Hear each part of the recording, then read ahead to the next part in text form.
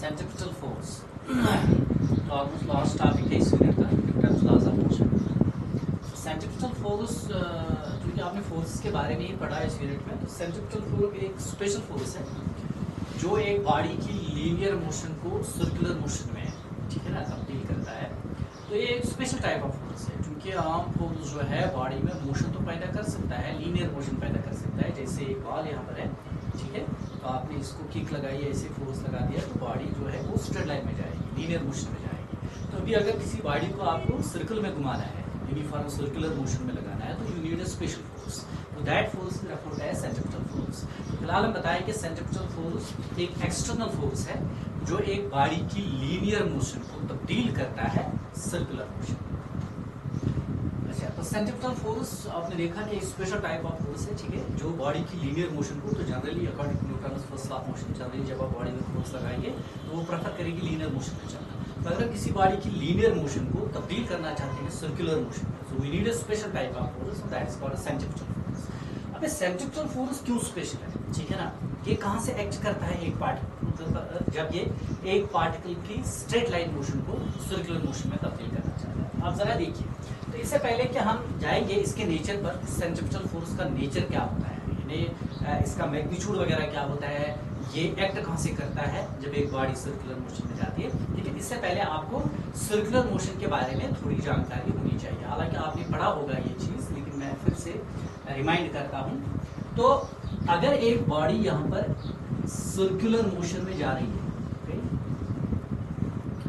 ये इस बॉडी का, जिस सर्कुलर ट्रैक पर आपकी बॉडी जा रही है, ये उस सर्कुलर ट्रैक का रेडियस है। सपोज करते हैं कि बॉडी यहाँ पर जा रही है फ्रॉम पॉइंट ए, ठीक है ना, और एंटी क्लॉकवाइज जा रही है। क्लॉकवाइज भी जा सकती है, एंटी क्लॉकवाइज जा रही है। तो जब ये पार्टिकल, ठीक है ना, late me suppose the particle over है, चलो पेबल है, ठीक है ना, तो ये सर्कल पर, ठीक है ना, जा रहा है, सर्कुलर मोशन में है। अच्छा, तो अगर ये यूनिफॉर्म सर्कुलर मोशन है, तो जनरली यूनिफॉर्म मोशन हम किसे कहते हैं?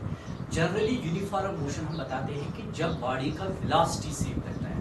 लेकिन क्योंकि वेलोसिटी एक वेक्टर क्वांटिटी है, और आपको पता है एक वेक्टर तब कांस्टेंट रहता है ना जब उसका magnitude as well as direction हर वक्त सेम रहे। लेकिन आप देख रहे हैं कि जब एक बॉडी सर्कुलर मोशन में जा रही है, तो यहाँ पर डायरेक्शन इस बॉडी का हर पॉइंट पर from time to time change होता है। डायरेक्शन कभी भी, वेलोसिटी की डायरेक्शन कभी भी मोशन की एक जैसी नहीं रहती है। क्योंकि अगर ये बॉडी एंटी क्लॉकवाइज जा रही है, तो आपको पॉइंट ए पर चाहिए डायरेक्शन ऑफ डिस्प्लेसमेंट या डायरेक्शन ऑफ वेलोसिटी। तो क्या है direction of velocity point A पर?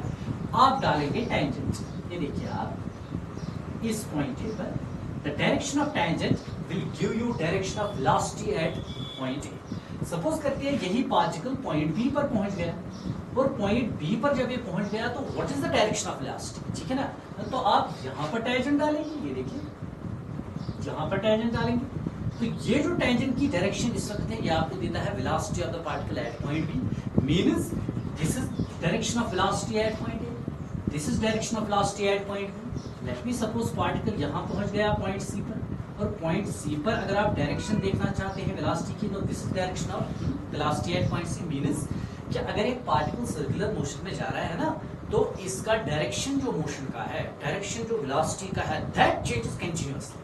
अब अगर वेलोसिटी का डायरेक्शन हमेशा चेंज होता है, तो वेलोसिटी कांस्टेंट रहने का कोई सवाल ही नहीं होता है। लेकिन जनरली जब हम यूनिफॉर्म मोशन की बात करते हैं, तो वेलोसिटी कांस्टेंट, नो डाउट हो सकता है वेलोसिटी का मैग्नीट्यूड एक जैसा है। लेट मी सपोज जो बॉडी इस पर चल रही है, वो चल रही है विद स्पीड ऑफ 5 मीटर पर सेकंड, और यहाँ पर भी 5 मीटर पर सेकंड है, यहाँ भी है, यहाँ भी है 5, यहाँ भी है 5। तो वेलोसिटी का जो मैग्नीट्यूड है वो तो कांस्टेंट रह सकता है, लेकिन डायरेक्शन कांस्टेंट रहने का कोई सवाल नहीं है। किसमें? सर्कुलर मोशन में, क्योंकि डायरेक्शन जो वेलोसिटी की है वो कंटिन्यूअसली चेंज होती है, जैसे आपने देख लिया। ये बात आप ध्यान में रखिए। अच्छा, फिर हम यूनिफॉर्म सर्कुलर मोशन क्या कहते हैं?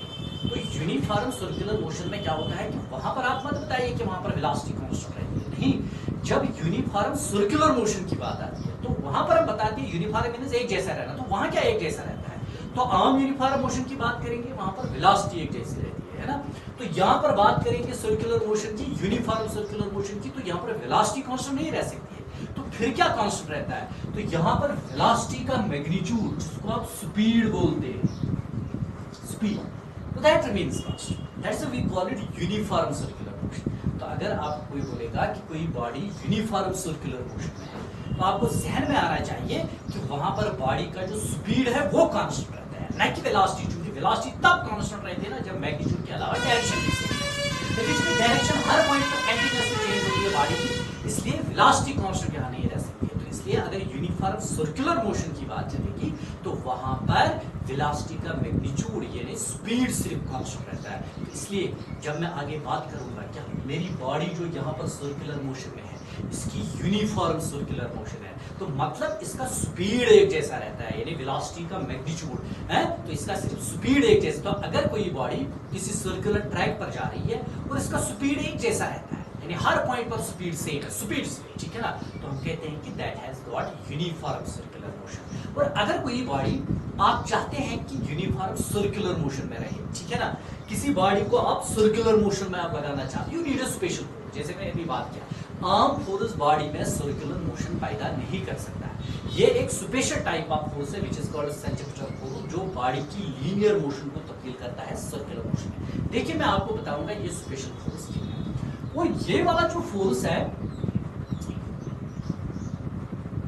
ये जब आप एक पार्टिकल लेते हैं, let me suppose I will take an example कि मेरे पास एक थ्रेड है, एक पेबल है मेरे पास, ठीक है, पत्थर का एक टुकड़ा, छोटा पेबल, ठीक है, मेरे हाथ में, मैं इसको ऐसे फोर्स देता हूं, ऐसे, ठीक है ना, तो जनरली बॉडी क्या करेगी, सर्कल में जाएगी, नहीं ना, स्ट्रेट लाइन में जाएगी। तो इसका मतलब आर्म फोर्स, जैसे हम देखते हैं कि आर्म फोर्स बॉडी में लीनियर मोशन पैदा करता है। लेकिन अगर मैं इसी पेबल को शाबाश सर्कुलर मोशन में घुमाना चाहता हूं, तो मुझे क्या करना, मुझे एक स्पेशल अरेंजमेंट बनाना पड़ेगा। क्या कि मुझे एक शाबाश एक थ्रेड लाना पड़ेगा, एक थ्रेड लाना पड़ेगा, ठीक। इस थ्रेड को यहां पर मैं मानता हूं कि मैं इसको अपने हाथ में रखूंगा और एक पेबल जो यहां पर है इसको यहां पर बांध दूंगा, देखिए टाई करूंगा इसके साथ। तो ये आपका स्ट्रिंग है या थ्रेड, ये जो पेबल जो आपको घुमाना है सर्कुलर मोशन में, ठीक है ना, इसको आपने यहाँ टाई किया इस स्ट्रिंग के साथ। तो यहाँ स्ट्रिंग आपके हाथ में है, तो क्या आप करते हैं, आप इस स्ट्रिंग को ऐसे घुमाते हैं अपने हाथ से, तो इसका जो पार्टिकल है क्या वो स्ट्रेट लाइन में चलेगा या सर्कुलर मोशन में चलेगा, सर्कुलर मोशन में चलेगा। तो अभी भी इससे पहले भी आपने इस पेबल पर फोर्स लगाया था हाथ से ऐसे, तो ये स्ट्रेट लाइन में चला। अभी आपने क्या स्पेशल फोर्स लगा दिया कि अब ये बॉडी आपकी पेबल आपका शाबाश सर्कुलर मोशन में चलेगा। मीन्स इस अरेंजमेंट की वजह से ये थ्रेड वगैरह अरेंजमेंट जो आपने लगा दिया, तो आपका जो हाथ से फोर्स आ गया ना इस पेबल पर, एक स्पेशल टाइप ऑफ फोर्स आ गया, जिसकी वजह से आपका ये पेबल जो है अभी सर्कल में घूमने लगा। जरा देखिए इस फोर्स की खुसूसियत क्या है। ये देखिए आप, ये पेबल जो है जब आप हाथ से घुमाएंगे इस स्ट्रिंग को, तो ये पेबल जो है ये बिल्कुल सर्कुलर मोशन में आएगा, जैसे आप जानते हैं, ठीक है ना, बिल्कुल सर्कुलर मोशन में आएगा। ये देखिए आप, तो मुझे बताइए यहां पर मेरा हाथ है, ये जो थ्रेड है ना, ये जो थ्रेड आपके हाथ में जिसके साथ आपने टाई किया इस पेबल को, जब आप इस थ्रेड को घुमाएंगे ऐसे, तो जिस सर्कल पर आपका पार्टिकल जाएगा ना, ये जो थ्रेड है ये उस सर्कल का रेडियस होगा। इसलिए जो ये थ्रेड है ये उस सर्कल का रेडियस होगा जिस पर आपका पार्टिकल जा रहा है। आपका हाथ बिल्कुल सेंटर में होगा इस सर्कल के, ओके। अच्छा, तो डेफिनेटली आपकी ये जो बॉडी है, लेट मी सपोज आप इसको ऐसे घुमा रहे हैं एंटी क्लॉकवाइज, तो ये बॉडी बिल्कुल सर्कल में जाएगी। अच्छा मान लेते हैं, ठीक, ये जो यहाँ पर थ्रेड है आप इसको घुमाते चले गए, ठीक है ना, ये बिल्कुल सर्कल में घूमता है। अब एक वक्त आ गया थ्रेड टूट गया, लेट मी सपोज यहाँ पर थ्रेड जो है ब्रेक हो गया, आपका हाथ अभी भी घूम रहा है लेकिन थ्रेड बीच में ब्रेक हो गया। तो आप मुझे बताएंगे कि ये जो पेबल है क्या इस सर्कल में अभी भी चला जाएगा? नहीं, ये टेंजेंशियली बिल्कुल इन the direction of velocity straight line में चला जाएगा। इसका क्या मतलब है? इसका मतलब है जो अभी तक इस पेबल पर फोर्स था ना, जिसकी वजह से ये सर्कल में जा रहा है, वो फोर्स फिर कहां से एक्ट करता था? इसी थ्रेड से एक्ट करता था। लेकिन ये थ्रेड क्या एक्ट करता है इस सर्कल का? रेडियस। तो इसका मतलब है जो आपके हाथ के टेंशन की वजह से जो फोर्स डेवलप होता था किसमें? थ्रेड में, है ना, वही आपकी बॉडी को सर्कुलर मोशन में चलाता था। मीन्स कि वही सेंट्रीपिटल फोर्स था। तो मतलब सेंट्रीपिटल फोर्स कहां से फिर एक्ट करता था? इसी थ्रेड से एक्ट करता था। ये प्रैक्टिकल एविडेंस है कि सेंट्रीपिटल फोर्स रेडियस से एक्ट करता है, क्योंकि ये थ्रेड एक्ट करता था रेडियस ऑफ द सर्कल। है, तभी जब थ्रेड टूट गया तो आपका पार्टिकल सर्कल में नहीं चला। तो इसका मतलब है कि ये जो फोर्स था ना, जो इस पार्टिकल को सर्कुलर मोशन में चला रहा था, ये फोर्स इसी थ्रेड से एक्ट करता था, मींस इसी रेडियस से एक्ट करता था, जस्ट लाइक दैट। तो पहला चीज पता चला कि ये जो सेंट्रीफ्यूगल फोर्स होता है वो फोर्स जो एक बॉडी की लीनियर मोशन को तब्दील करता है सर्कुलर मोशन में। पहला कैरेक्टर प्रैक्टिकली पता चला इस फोर्स का कि ये जो फोर्स होता है सेंट्रीफ्यूगल फोर्स, ये एक्ट करता है अलोंग द रेडियस, यानी ये जो आपका सर्कल होता है ना जिस पर आपका पार्टिकल है, इसके जो रेडियस होते हैं, तो ये पार्टिकल जो है ये बिल्कुल रेडियस से ही एक्ट करता है। लेकिन रेडियस से एक्ट करता है कहां की जानिब, सेंटर की जानिब या सेंटर से दूर। तो डेफिनेटली अगर आप इस पार्टिकल को हाथ से रिलीज करेंगे, ये दूर चला जाए, तो ये पार्टिकल चाहता है कि मैं स्ट्रेट लाइन में चलूं because of Newton's first law of motion. तो मतलब आपका जो फोर्स है जो आपके हाथ से डेवलप होता है, जो कि टेंशन की वजह से स्प्रिंग में डेवलप होता है, वही सेंट्रीफ्यूगल फोर्स है और वो एक्ट करता है along the radius and towards the centre. तो दैट्स राइट, जब आप सेंट्रीफ्यूगल फोर्स पढ़ेंगे ना, तो सेंट्रीफ्यूगल फोर्स में लिखा गया होगा कि centrifugal force is a special type of force है, जो कि आम फोर्स बॉडी में लीनियर मोशन पैदा करता है। ये सेंट्रीफ्यूगल फोर्स एक स्पेशल टाइप ऑफ फोर्स है जो कि बॉडी में सर्कुलर मोशन पैदा कर सकता है क्या ये सेंट्रीफ्यूगल फोर्स? ऐसा फोर्स जो एक बॉडी की लीनियर मोशन को तब्दील करना चाहता है किसमें, सर्कुलर मोशन में, या कर सकता है सर्कुलर मोशन में। और ये सेंट्रीफ्यूगल फोर्स कैसा होता है, ये इसका नेचर है कि it should always act along the radius and towards the center. That's why it is called a centripetal. Greek word है centripetal means center seeking, जो कि सेंटर की जानिब फोर्स होता है। तो centripetal force simply नेचर अगर हम इसका बताएंगे, it acts along the radius and towards the center. That is very important. ये जो centripetal force है, it acts along the radius, यानी ये हमेशा रेडियस से एक्ट करेगा। अभी हमने आपको प्रैक्टिकली दिखा दिया कि अगर ये रेडियस से एक्ट नहीं करता, फिर जब ये रस्सी टूट गई तो पार्टिकल क्यों नहीं चला सर्कुलर मोशन में, आपका हाथ अभी भी घूम रहा है। लेकिन अगर ये रस्सी टूट जाएगी तो आपका ये पार्टिकल सर्कल में नहीं जाएगा। इसका मतलब है वो जो सेंट्रीफ्यूगल फोर्स है वो इसी रस्सी से एक्ट करता था, रस्सी तो उस सर्कल की रेडियस है। तो दैट इज व्हाई प्रैक्टिकली हमने ये बात देखी कि ये जो सेंट्रीफ्यूगल फोर्स है definitely this should act along the radius and this should act towards the centre.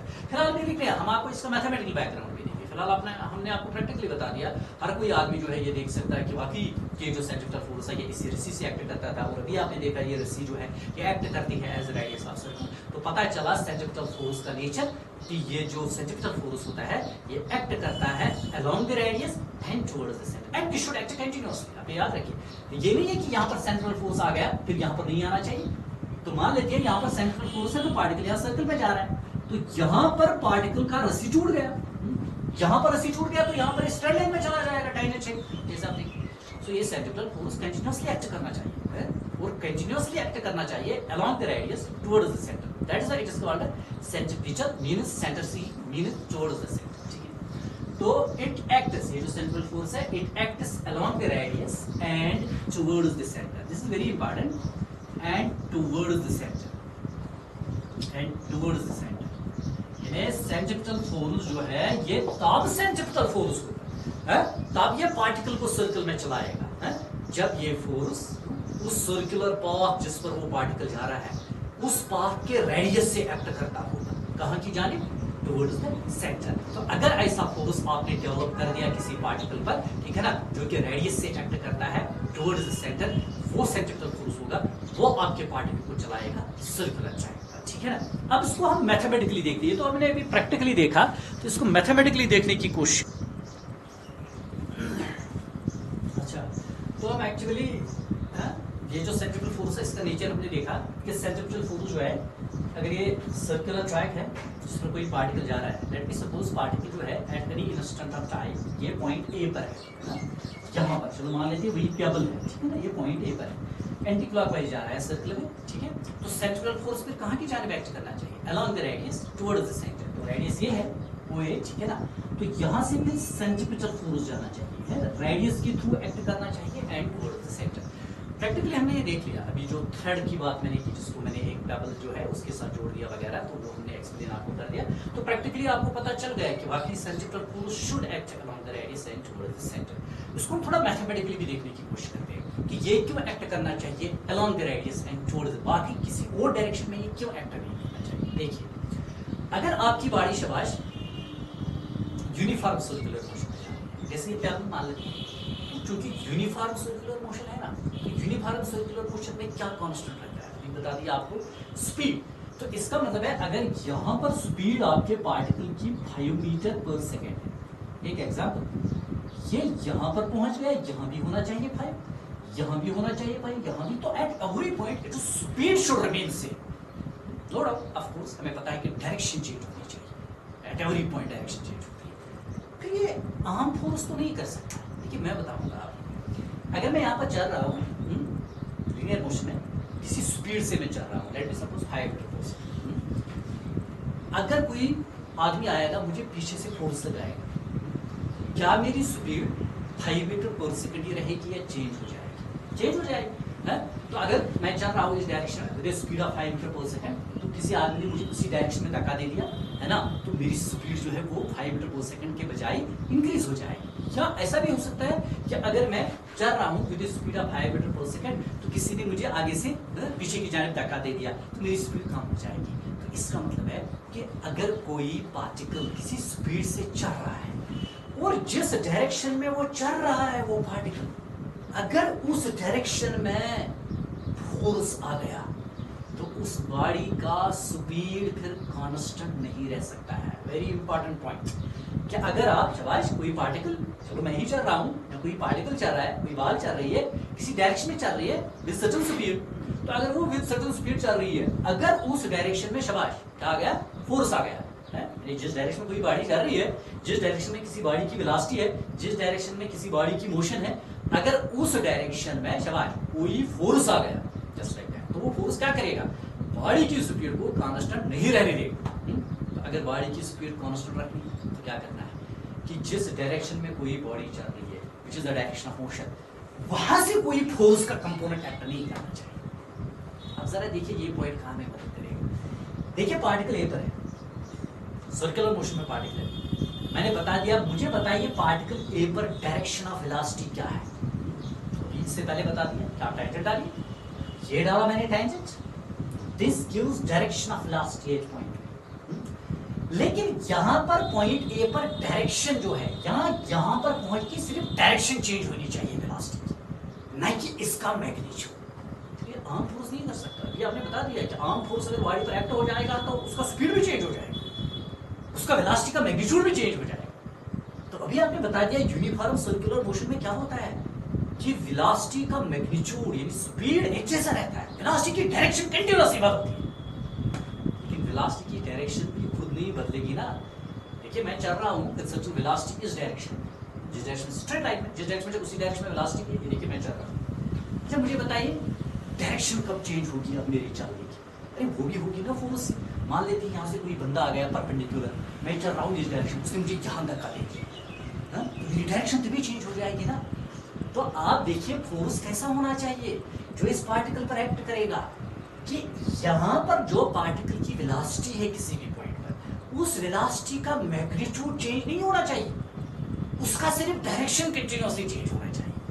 That is why arm force ये काम नहीं कर सकता। That is we need a special type of force called centrifugal force है। तो इसलिए centrifugal force का ये काम है कि ये बॉडी को चलाता है सर्कुलर मोशन, लेकिन काम इसको क्या करना है, इसको इस बॉडी को हर पॉइंट पर डायरेक्शन चेंज करना और वेलोसिटी का मैग्नीट्यूड कांस्टेंट रखना है। तो ये कब करेगा ये काम, बोलते हैं ये तब करेगा ये काम कि डायरेक्शन कंटीन्यूअसली ये चेंज करेगा पार्टिकल का और मैग्नीट्यूड वेलोसिटी का कांस्टेंट रखेगा, ठीक है ना। ये तब करेगा ये काम, ये फोर्स जब ये एक्ट करेगा यहां से along the radius and toward the center। इसी को मैं मैथमेटिकली तो जब हम सेंट्रल फोर्स पढ़ेंगे, आप भी पढ़ेंगे बुक्स में, मैंने भी पढ़ा है, तो पढ़ा हमने कि सेंट्रिपेटल फोर्स एक्ट करता है along the radius towards the center। मान लिया कि ये रेडियस से एक्ट करता है सेंटर की जाए, मान लिया। अब आप में से कोई बोलेगा सर मैं नहीं मानूंगा, ये वहां से एक्ट नहीं करेगा, मान लेते, तो मुझे मैथमेटिकली इस चीज को प्रूव करना है? तो इस चीज को हम प्रूव करते हैं बाय कंट्राडिक्शन। आपको पता होगा बाय कंट्राडिक्शन प्रूफ कैसे निकालते हैं। बाय कंट्राडिक्शन प्रूफ हो गया जैसे आपने 6th 7th या 8th में देखा, prove that √2 is not a rational. Prove करो √2 रैशनल नंबर नहीं है। मैं आपको प्रूव करना है कि √2 रैशनल नंबर नहीं है। आप इसको कैसे प्रूव करते हैं, आपको याद है? आप कहते हैं उल्टा, क्यों? आपको प्रूव करना है √2 रैशनल नंबर नहीं है, आप कहते हैं नहीं हम मानेंगे √2 रैशनल नंबर है, यानी आप उल्टा सपोज करते हैं। फिर क्या होता है, फिर जो आपने सपोजिशन की वो लास्ट पर रॉन्ग निकलती है, आप कहते हैं नहीं हमारी सपोजिशन रॉन्ग थी, इसे √2 रैशनल नंबर नहीं है। बिल्कुल हम ऐसा ही प्रूफ देंगे मैथमेटिकली इस चीज को। किस चीज को? कि सेंट्रीपिटल फोर्स रेडियस से एक्ट करता है, बाकी किसी डायरेक्शन से एक्ट नहीं कर सकता है, ये रेडियस से एक्ट करता है टुवर्ड्स द सेंटर। मुझे इस चीज को प्रूव कर, मैं कहूंगा कि मैं ये नहीं मानूंगा। आम लोग तो कहते हैं कि रेडियस से एक्ट करता है, मैं कहूंगा रेडियस से एक्ट नहीं करेगा। मैं कहता हूं ये सेंट्रल फोर्स यहां से एक्ट नहीं करेगा, ठीक है ना? अपने तौर पर बताऊंगा ये यहां से एक्ट करेगा, ये देखिए, मैंने अपनी मर्जी लगा दी जस्ट लाइक दैट। फिर मेरी मर्जी मैथमेटिकली शाबाश रॉन्ग निकलनी चाहिए। अगर रॉन्ग निकली तो इसका मतलब मेरा सपोजिशन रॉन्ग था, इसी सेंट्रल फोर्स रेडियस से ही एक्ट करेगा। तो मैंने उल्टा सोच लिया, उल्टा सपोज किया कि late me suppose centripetal force doesn't act along the radius, ये एक्ट करेगा। इसका क्या मतलब है सेंट्रल फोर्स रेडियस से एक्ट करता है? इसका क्या मतलब? ये किसकी डायरेक्शन है? ये वेलोसिटी की, और वेलोसिटी की डायरेक्शन मींस मोशन की डायरेक्शन। तो ये डिस्प्लेसमेंट की डायरेक्शन है या वेलोसिटी की डायरेक्शन है एट पॉइंट, है ना? तो ये है सेंट्रीपिटल फोर्स। तो इसका मतलब है कि यहां पर सेंट्रीपिटल फोर्स एक्चुअली परपेंडिकुलर होता है, यानी सेंट्रीपिटल फोर्स 90 डिग्री एंगल बनाता है किसके साथ? डिस्प्लेसमेंट पार्टिकल के साथ, वेलोसिटी पार्टिकल के साथ। लेकिन मैंने क्या सपोज किया, मैंने कहा नहीं मैं नहीं मानूंगा, मैं नहीं मानूंगा, मैं कहता हूं सेंट्रल फोर्स यहां से एक्ट नहीं करूंगा, मेरी मर्जी, मैं कहूंगा ये यहां से एक्ट करेगा। शाबाश, कहां से एक्ट करेगा? यानी मैंने ये माना कि मेरा centripetal force direction of velocity के साथ 90 डिग्री एंगल नहीं बनाएगा और कुछ एंगल बनाएगा other than 90। Late me suppose यहां पर ये एंगल हो गया, ये देखिए ये angle, late me suppose this theta other than 90 तो नहीं है, 90 ये तब बनता अगर मेरा ये सेंट्रीपिटल फोर्स जो मैंने माना यहां से एक्ट करता है, अगर ये एक्ट करता है जहां रेडियस, क्योंकि रेडियस ही परपेंडिकुलर होता है टेंजेंट पर एट पॉइंट ऑफ कांटेक्ट। लेकिन मैंने उल्टा मान लिया, मैंने कहा नहीं मैं नहीं मानूंगा कि सेंट्रल फोर्स रेडियस से एक्ट नहीं करता है, मैं कहूंगा ये यहां से एक्ट करेगा। मींस इसका दूसरा मतलब ये है कि सेंट्रीपिटल फोर्स वेलोसिटी के साथ 90 डिग्री एंगल नहीं बनाएगा, ये मेरी मर्जी है, मैं कहता हूं थीटा एंगल बनाएगा जो कि 90 नहीं है। फिर आपको याद है कि इस सेंट्रल फोर्स को क्या करना है? आपके पार्टिकल का डायरेक्शन कंटिन्यूअसली चेंज करना है, लेकिन उसका स्पीड कांस्टेंट रहना चाहिए। मतलब मैं चल रहा हूं किसी डायरेक्शन में, फिर से याद दिलाता हूं, मैं चल रहा हूं जिस डायरेक्शन में मैं चला, जिस डायरेक्शन में मेरी मोशन है, अगर इसी डायरेक्शन में फोर्स आ गया, क्या मेरा स्पीड एक जैसा रहेगा? नहीं। तो इसका मतलब है ये जो सेंट्रीपिटल फोर्स है इसका कोई कंपोनेंट डायरेक्शन ऑफ वेलोसिटी से नहीं निकलना चाहिए। अगर डायरेक्शन ऑफ वेलोसिटी से फोर्स का कंपोनेंट आ गया ना तो वहां स्पीड भी चेंज हो जाएगी आपके पास और आपका यूनिफॉर्म सर्कुलर मोशन हो जाएगा। लेकिन इस वक्त मेरा फोर्स जो है वेक्टर, आपको पता है any vector can be resolved into its two rectangular components. याद दिलाता हूं, अगर आपके पास आपने पढ़ा है ये क्या बोलते हैं इसको वेक्टर्स में, वेक्टर रेजोल्यूशन जब आपने पढ़ा होगा, सपोज करते हैं ये वेक्टर ए है, अगर इसके रेक्टेंगुलर कंपोनेंट्स निकालने हैं तो आप क्या करते हैं? आपके इनिशियल पॉइंट पर दो एक्सिस डालते हैं ना, याद है आपको?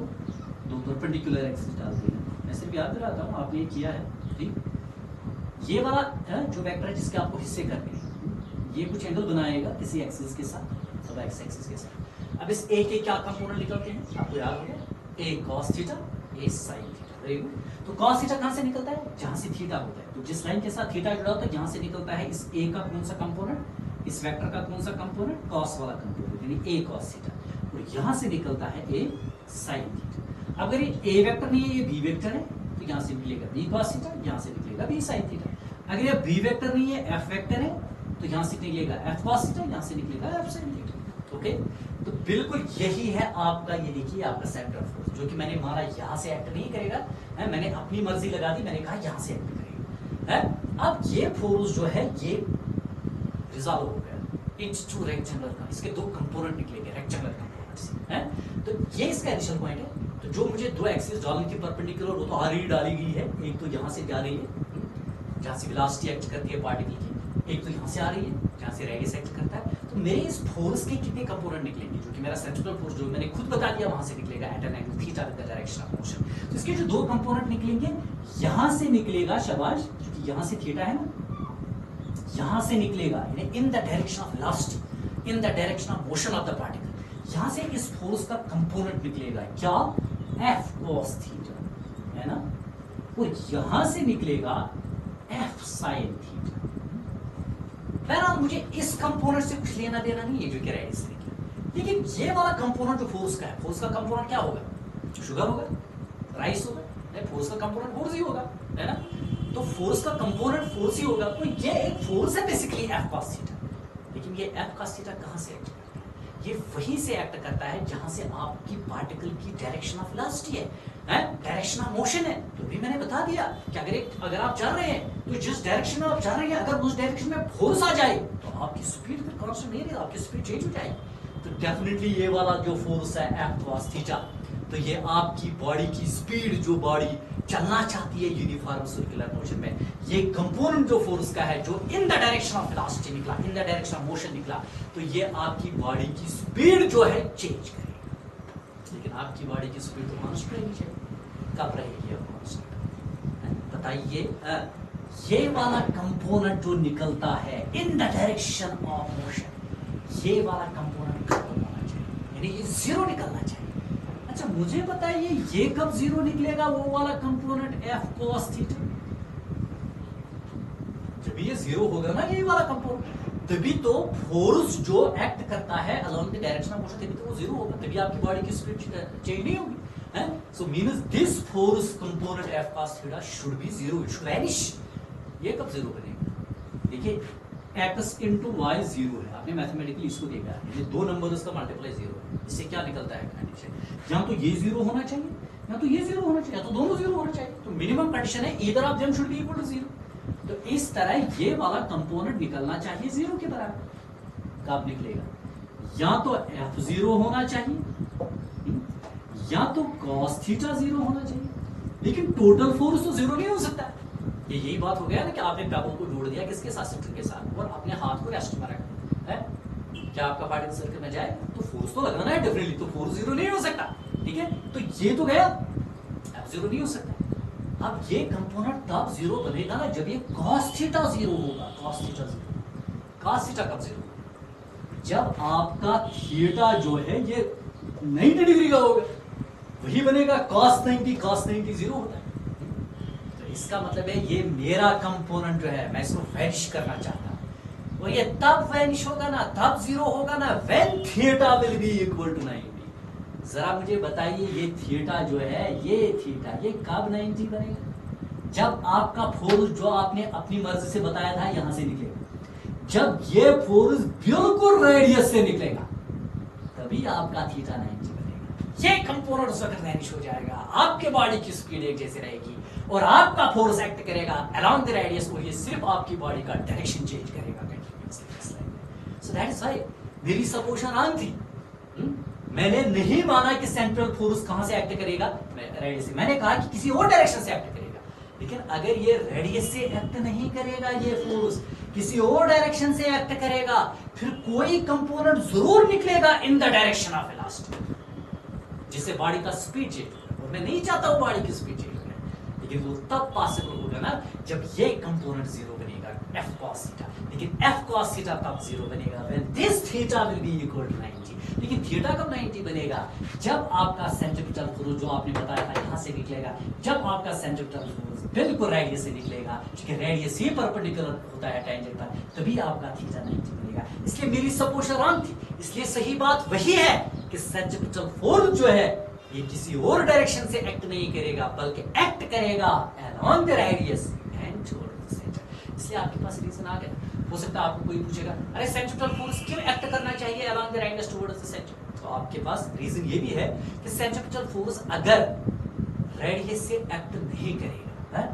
बल्कि किसी और डायरेक्शन से एक्ट करेगा, फिर उस फोर्स का एक कंपोनेंट जरूर निकलेगा इन द डायरेक्शन ऑफ वेलोसिटी, जो कि वेलोसिटी के मैग्नीट्यूड को चेंज करेगा। इसलिए हमारी बॉडी की जो मोशन है वो फिर यूनिफॉर्म सर्कुलर मोशन नहीं रहती, उसका स्पीड चेंज होगा जस्ट लाइक दैट। तो इसलिए स्पीड को एक जैसा रखने के लिए और सिर्फ डायरेक्शन चेंज करने के लिए बॉडी हमारी हमारा जो पार्टिकल है उस पर जो सेंट्रल फोर्स आना चाहिए वो आना चाहिए अलोंग द रेडियस, क्योंकि जब वो रेडियस से फोर्स एक्ट करेगा फिर उसका कोई कंपोनेंट नहीं निकलेगा, ये वाला कंपोनेंट जीरो बनेगा, यानी उसका कोई कंपोनेंट नहीं निकलेगा फिर in the direction of velocity और in the direction of motion, जिसकी वजह से हमारा पार्टिकल यूनिफॉर्म सर्कुलर मोशन में जा सकता है। इसलिए हमारा कहना बिल्कुल सही था कि centrifugal force is that external force which changes the linear motion of a body into circular motion, और इसका करेक्टर क्या होना चाहिए, ये force it acts along the radius, ये रेडियस से एक्ट करना चाहिए एंड towards the center, और सेंटर की जानिब। और अगर किसी पार्टिकल पर ऐसा फोर्स आ गया जो कि रेडियस की जानिब एक्ट करता है, towards रेडियस से एक्ट करता है towards सेंटर, तो वो पार्टिकल वो बॉडी बिल्कुल सर्कुलर मोशन में जा सकती है।